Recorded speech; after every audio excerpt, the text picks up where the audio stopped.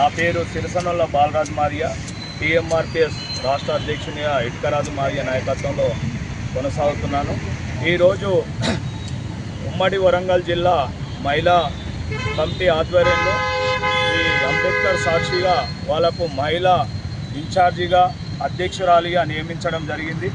మరియు ఈ టీఎంఆర్పీఎస్ ముఖ్య కార్యాచరణ ఏంటంటే, ఈరోజు జరుగుతున్న తెలంగాణలో మహిళల పట్ల ఎన్ని అరాచకాలు జరుగుతున్నాయి, ఎన్ని హింసాకాండాలు జరుగుతున్నాయి, దానికి టీఎంఆర్పీఎస్ పక్షాన మహిళలను చైతన్యపరుస్తూ ఇటుకరాజు నాయకత్వంలో బలపరుస్తూ రేపు భవిష్యత్తులో ఇక్కడున్న ఉమ్మడి